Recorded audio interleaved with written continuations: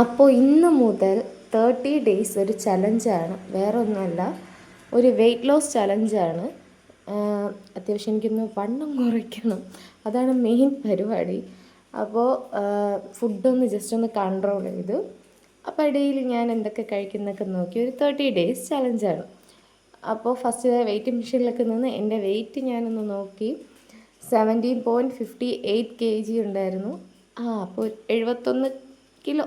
അപ്പോൾ മോർണിംഗ് തന്നെ ഞാൻ എന്ത് ചെയ്തു, ചെറു ചൂടുവെള്ളത്ത് നാരങ്ങ പിഴിഞ്ഞ് കുടിച്ച്. വലിയ രസമൊന്നും ഉണ്ടായില്ല, എന്നാലും ഒന്ന് കുടിച്ചു.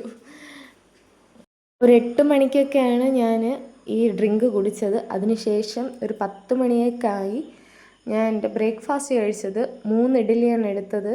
കറിക്കായിട്ട് മീൻ കറിയാണ്, സാമ്പാർ വെച്ചായിരുന്നു, പക്ഷെ ഞാൻ എടുത്തില്ല. ഒരു 12 മണി 1 മണിയൊക്കെ ആയപ്പോൾ ചോറ് അധികം കൂടിപ്പോയി. കാരണം ആ മീൻ നിരപ്പ് കണ്ടപ്പോൾ ഞാനങ്ങ് കുറച്ച് കൂടിപ്പോയി. പിന്നെ ഒരു 4 മണിക്കൊക്കെ ആയപ്പോൾ ഒരു നാരങ്ങ വെള്ളം കുടിച്ചായിരുന്നു, നമ്മൾ നാരങ്ങ സർബത്ത്. കൂടെ ഒരു ലഡുവും പാസ്സാക്കി.